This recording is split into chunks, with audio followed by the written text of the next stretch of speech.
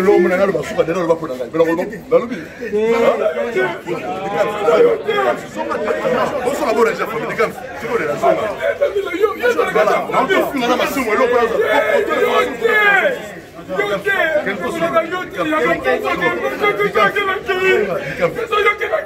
Non, la télé, non.